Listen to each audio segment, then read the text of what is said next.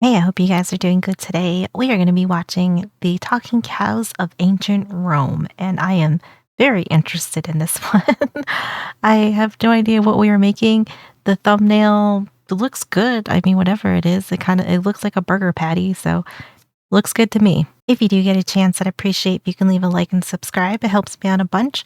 And I will have Max's video linked in my description below, so be sure to go and give him a like and subscribe. Tasting History with Max Miller is a fantastic channel. Absolutely love him. So be sure to give him lots of support.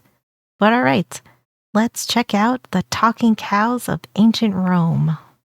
Isicia aumentata, a very fancy way of saying hamburgers, or at least the closest thing that ancient Rome had to them. And that is what we're making today. So thank you to Blinkist for sponsoring this video as we make imperial hamburgers and marvel at the fact that ancient Rome had talking cows.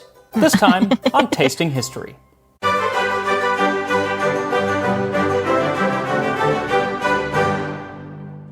So this recipe is pretty much the closest thing that we have to an ancient Roman hamburger or meatball because it's not terribly specific in exactly how to shape it. Hey, hamburger, meatball, whatever. I'm down with it. I like both.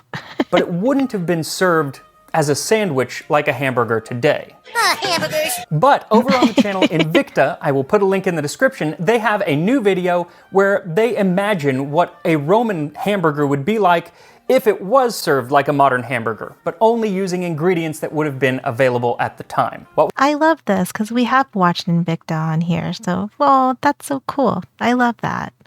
Was served like a modern hamburger, but only using ingredients that would have been available at the time. What would the bun be like? Does it have cheese? And what exactly would go on it? One of the cool things about the recipe that we have today, which is from Apicius, is that he calls for a very specific condiment to be served with it. Isicia aumentata, minced meat with caul fat. Oh. Chop meat and pound with white breadcrumbs soaked in wine. Pound pepper, garum, and myrtleberry if you like. Shape the meat with pine nuts and pepper placed inside. This sounds really good. I like this. I might have to make this because I like everything in here. Everything sounds pretty good. Does seem like it is very meatball-esque with the breadcrumbs, but you know what? I'm down with this. If you like. Shape the meat with pine nuts and pepper placed inside. Wrap in the caul and cook served with carenum. That carenum is the condiment, and basically it's grape must or juice, sometimes wine, that has been reduced into a light syrup. So for this recipe, what you'll need is 1 pound or 450 grams of meat. Now the recipe is not specific in what meat should be used. In other similar recipes in that section of the book, he mentions squid and mussels and pheasant, peacock, and pig brains. Luckily for me, he gives us carte blanche in this Pig brains? Okay. You know what? Fair enough. I don't know if if that would have been one of my choices, but I'm not hating on it. I'm just, I'm not really much of a brain eater per se, other than maybe last month. peacock and pig brains. Luckily for me, he gives us carte blanche in this recipe, so I'm going with beef because that's what we're discussing. Yeah. A few large slices of stale bread crumbled up without the crust, about enough to make a cup. A half cup or 120 milliliters of wine, 1 teaspoon of pepper, 1 tablespoon of garum or another fish sauce, a few myrtle berries or juniper berries if you can't find myrtle berries. Okay. And the recipe says that you can or cannot use them, so if you want, just leave them out. A quarter cup or 30 grams of pine nuts, some caul fat, we will get into that ingredient later, and 3 cups or 700 milliliters of grape juice or wine. Now making these videos requires a beaucoup de research, and lately I haven't had time to really read anything that wasn't for the channel. Not complaining, but I am interested in things other than food and history. And that is why I have really been enjoying my subscription to today's sponsor, Blinkist. Blinkist has thousands of nonfiction titles spread over 27 categories, and they condense them into 15-minute text or audio explainers called Blinks. It allows me to get a quick overview of the book, and then I can decide if I want to go read the entire thing, because I found for a lot of topics, authors put in a lot of padding, and 15 minutes gets you pretty much all you need. But then for some books, it's I would obvious agree. that after 15 minutes, there is a treasure trove of information in the entire book, and so I go and listen to the full audiobook. Also, Blinkist has full audiobooks. Recently, I listened to and heartily recommend The Blinks for Sapiens, A Brief History of Humankind. I was so intrigued that now I'm listening to the full book.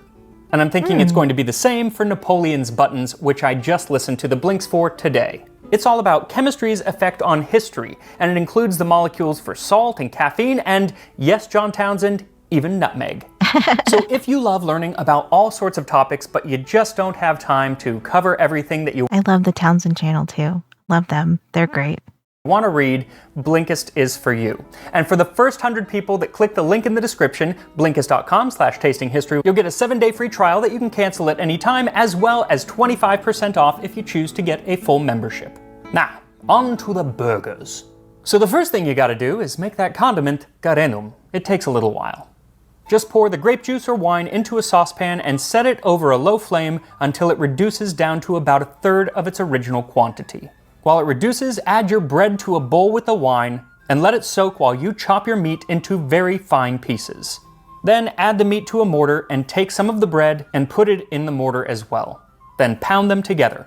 Depending on the size of your mortar, you might have to do this in a few stages, but it's really cool because it actually comes out almost like ground beef. It does kind of look like ground beef. It looks very similar. In a clean mortar, grind half I do love anything that's got wine in it though. I don't know what it is, but like stuff with wine in it, delicious. of the pepper, and if you're using myrtle or juniper berry, grind those in as well. Then in a bowl, add the meat and the spices and the garum and mix. Now at this point, the recipe says to add the pine nuts and pepper, and it's not specific if it's ground, so I can't imagine that you're biting into full peppercorns. Maybe, I don't know, but I don't want to, so I'm going to give them a light that's grinding fair. to make them coarse. Then mix those in with the meat as well. Then you can shape them into either balls or patties. How you want to shape them is really going to depend on how you want to cook them, which we will get to later. For now, it is time for the call, which is coming from inside the house. That's great. I love that. That was so good. For now, it is time for the call, which is coming from inside the house. No, I'm just kidding. It came from the butcher. So caul fat is the thin web of fat that encases the internal organs of some animals. And it's often used to encase meat. And the great thing about caul, as opposed to other casings, is that it's fat. I'm not fat, I'm big bone. So in a recipe like this, where the meat is lean and there is no other fat added, that caul should melt when cooked and really flavor the dish. That is true, man. Yeah, like if you like anything that's got fat in it, I don't know. This is my thinking. I feel like it's always gonna be good. Fat, butter, cheese, always good. So cut a few pieces of caul and wrap it around the patties. It should stick to itself. Oh, Now before I man. cook them, I would really appreciate it if you would subscribe to Tasting History and hit the notification bell Yes. so you never Yes, miss yes, yes. an episode. Now when it does come to cooking these, it's really up to you how you do it. They could have been boiled or fried or put over an open fire, baked even, or like I'm going to do, put in a pan over an open flame. See how that caul fat just melts? Yeah. Oh my gosh. I feel like this is kind of like a genius move here. I like it. Now as I cook these acequia aumentata made with beef, let me tell you about these amazing Roman cows. The ancient Romans were all about their cattle. Why are you so obsessed with me? But with good reason, because these cows were very, very special. First of all, they were pretty much money. The very word for money is derived from Makes them, sense. for cattle are the basis of all wealth. Varro is referring to the word pecunia, which comes from pecus, which means cattle, and it's where we get our word pecuniary today. Etymological side note, my favorite type of side note, Varro also talks about how the word for Italy actually comes from the word for bull, Itali, and the name was bestowed because of the number and beauty of its cattle and the great number of calves. I love that. I actually really love that. I didn't know that. I love it. It was That's cool. bestowed because I love cows. I do love cows. I want a mini Highland cow one day. I want goats one day. I mean, I just like cows. I also like I like beef. because of the number and beauty of its cattle and the great number of calves. Though he also says the name could have come from Italus, which was a bull that Hercules chased up the peninsula from Sicily, and Aristotle completely abandons the bovine theme by saying it was named after Italos, which was an old legendary king. So, who really knows? Anyway, I digress. Now, besides being the literal word for cash, cattle were also a great way to make money. Cicero tells a story of Cato the Elder expounding on how best to make money in farming. There is a famous saying of old Cato's. When asked how best to make an estate most profitable, he replied, "Successfully raising cattle." And second best, raising cattle with some success. And third, raising cattle with little success. And fourth, raising crops. Oh. And when the questioner asked, "How about banking?" Cato replied, "How about murder?" Cato loved his cows, hated bankers, but loved his cows. And actually, with the exception of... You know what? I like his thinking. Cato Cows over banking. loved his cows, hated bankers, but loved his cows. And actually, with the exception of hauling firewood, his oxen received feast days off of work, which made them special, since there is no holiday for mules, horses, or donkeys. Well, that just doesn't seem fair. Doesn't. Now, while his oxen would work the farm, We should be doing that today. We should be doing it today. his cows would produce milk to make some of the healthiest cheese that the Romans knew, though it didn't agree with everyone. Of the cheeses which are made from milk, those made of cow's milk have the most nutrient, but when eaten are discharged with most difficulty. Oh. Now, there were different cows, and they were worth different amounts. Pliny the Elder says, "In our part of the world, the most valuable cattle are those of Epirus, owing, it is said, to the attention paid to their breed by King Pyrrhus of the Pyrrhic victory." Now, that cow was supposed to be rather large and impressive, but there is another impressive cow that both Pliny the Elder and Herodotus marvel at. Among the Garamantes are the cattle that go backward as they graze, the reason being that their horns curve forward. Therefore, not being able to go forward, since the horns would stick in the ground, they walk backward, grazing. I don't think I've ever seen a cow go backwards. Pretty sure they can't go downstairs, though maybe that's an old wives' tale.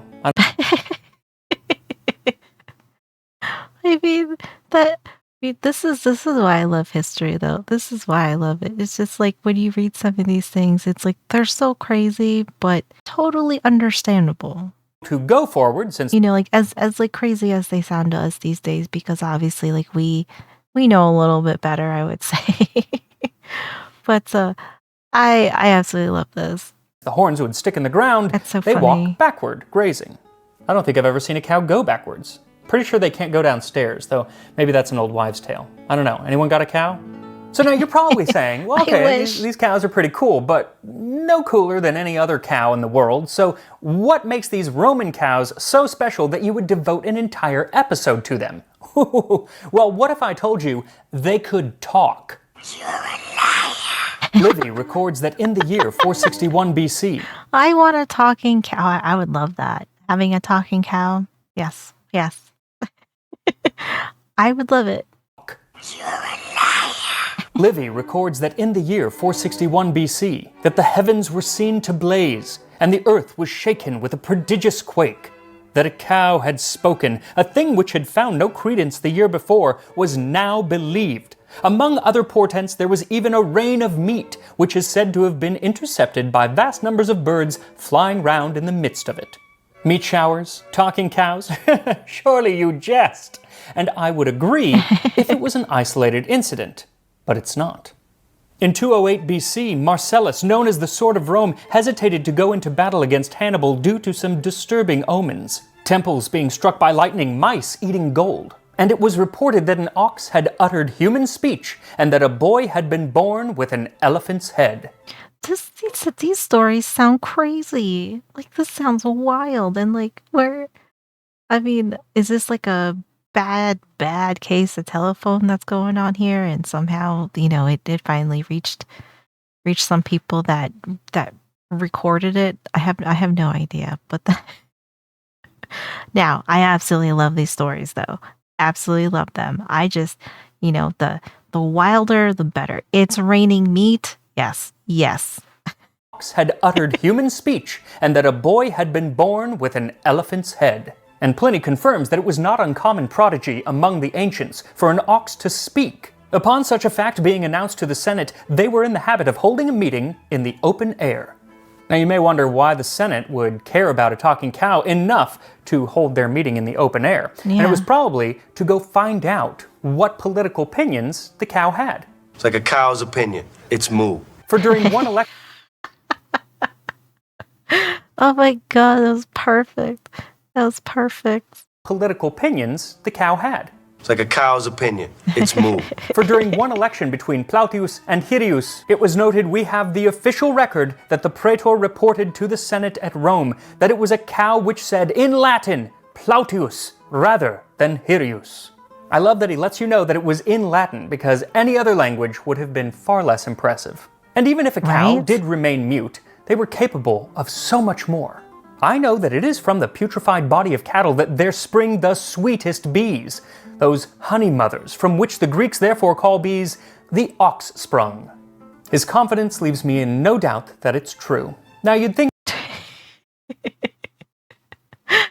I mean, you know, all of this stuff is said with the whole chest. At least that is how the writing comes across, is that everything is everything is stated, you know, very, very strongly. The ox sprung. His confidence leaves me in no doubt that it's true. Now you'd think that these chatty, apian-spawning bovine who created so much wealth would be treated like members of the family, and that was somewhat true until it came time for sacrifice. Well, this is pretty awkward. A bull to thee, Neptune, a bull to thee, beauteous Apollo. I mean, you know, if you can give your future meat source a good life, I don't see a problem in this, you know? I don't. A bull to thee, Neptune, a bull to thee, beauteous Apollo.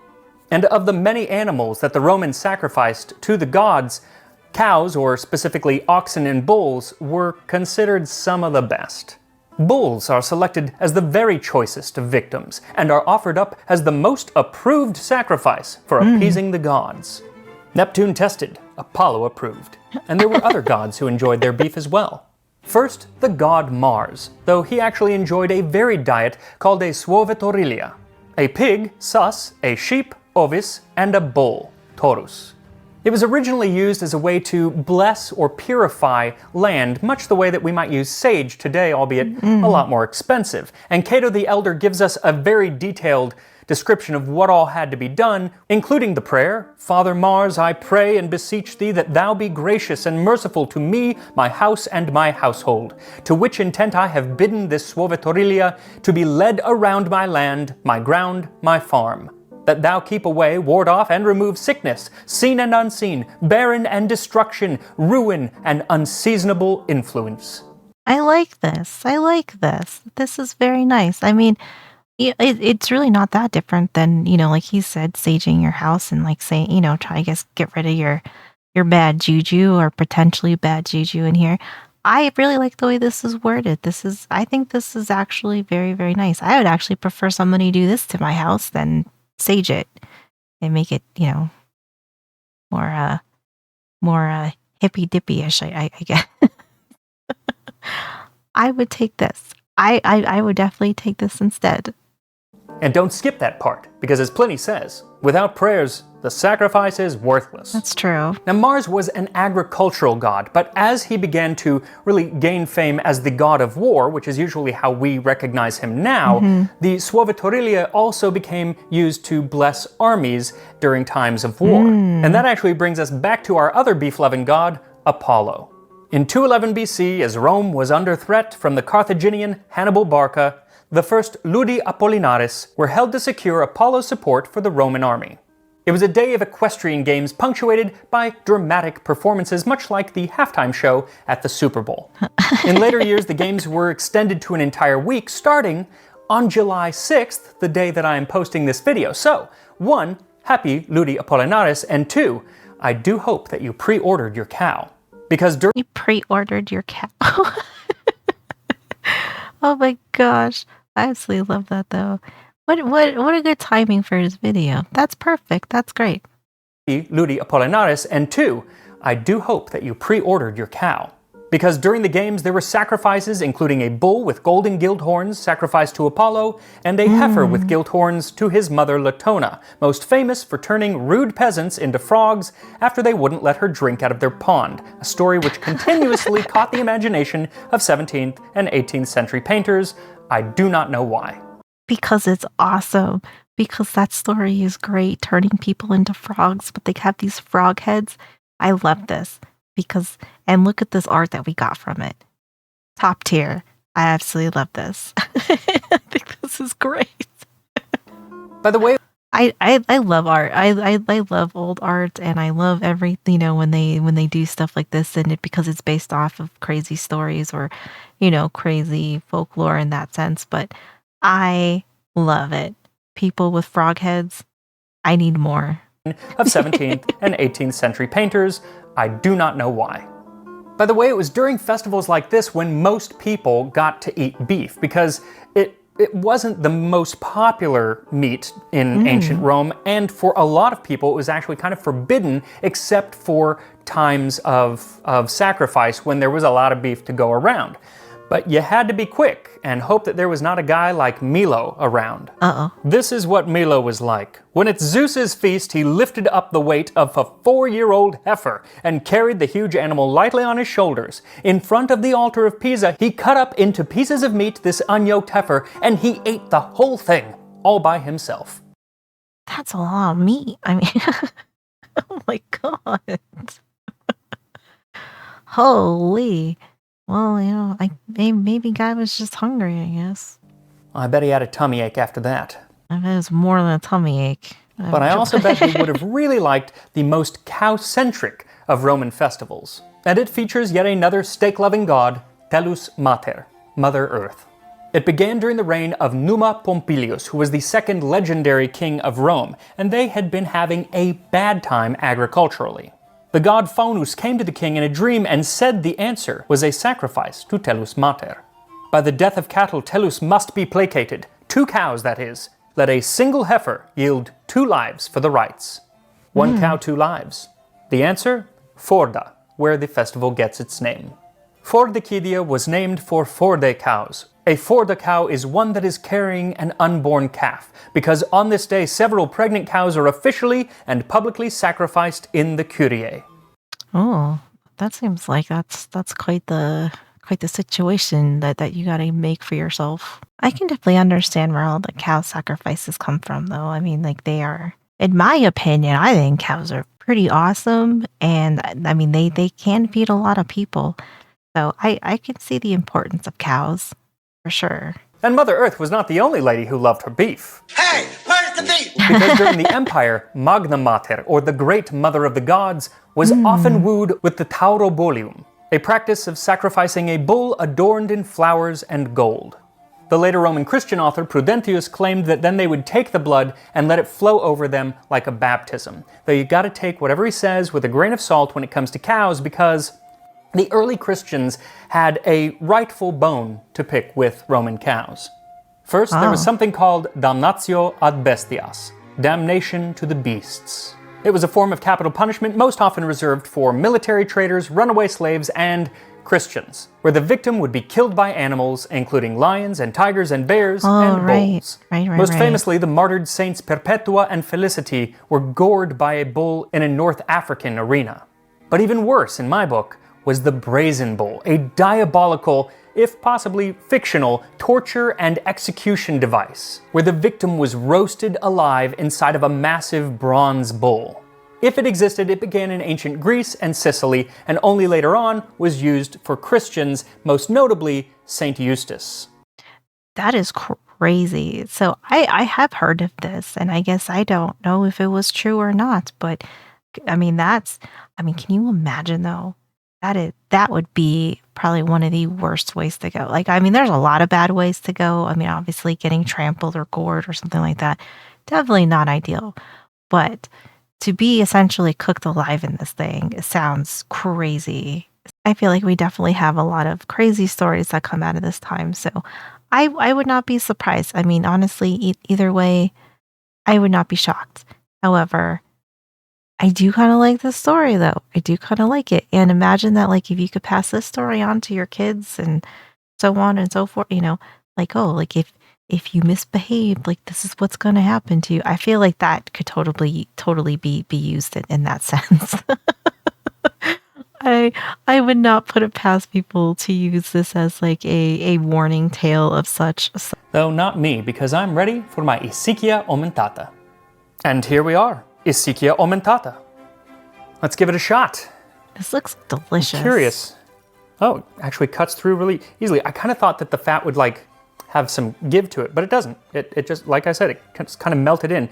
It did caramelize, burn, around the edges.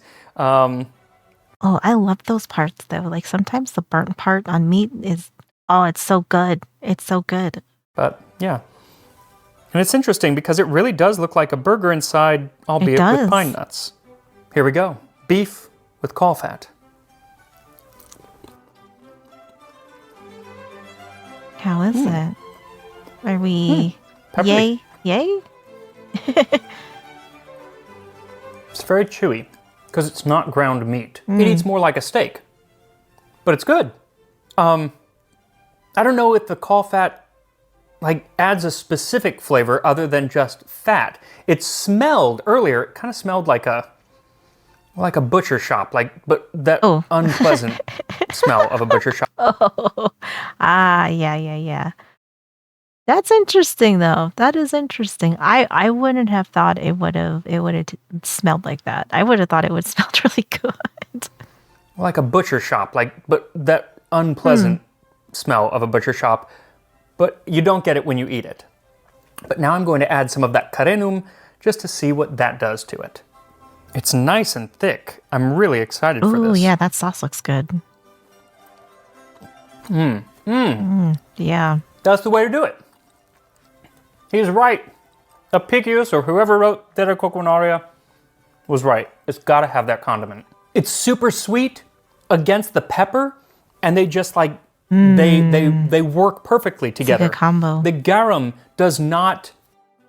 It doesn't overpower the flavor at all. It adds saltiness, so the other flavors really sparkle, but you don't get that traditional garum flavor as much as some other dishes that I've used it in.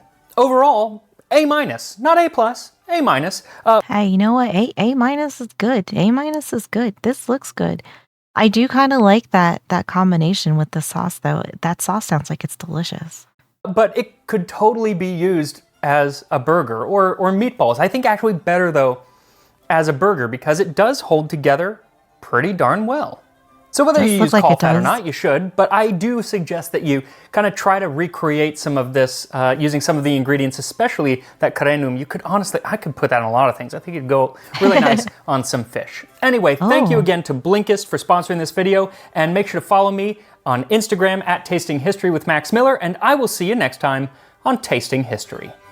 I really enjoyed this video. This one was really good. This is really interesting. The whole stories of cows, crazy. I actually didn't know that cows were that influential during that time. I kind of had a feeling they were, but not to like this extent. So I absolutely love this. I love the history of this one. This looks good. I don't know if, I mean, as much as I think I would love to make this, I don't have a mortar and pestle, so and I don't know if I would make this one, or maybe if there's like maybe I could like modify it in a way as such that, that I could, have kind of like the same results from it. But it looks really good. I do like this sauce that he has on here, the wine sauce. I mean, it does sound like it is a little bit on the sweet side, but it sounds really good. The combination sounds really good even. So, I don't know. I definitely would love to try this one. If you guys have made it, let me know. Let me know how it turned out for you guys. What do you guys think about it? Because anything that's like burger like, meatball like, I mean, I am all game for. So but this was great. I absolutely loved it. Thank you so much for hanging out with me. I really appreciate you guys being here. Be sure to go and like and subscribe to Max Miller. He is just amazing. I love all his videos. So good, and all the history is just amazing that we get kind of like these nice little tidbits of history in here. I absolutely love it. So be sure to go give him a lot of support. But that's going to do it for me. I hope you guys had a great day, and I will see you in the next one.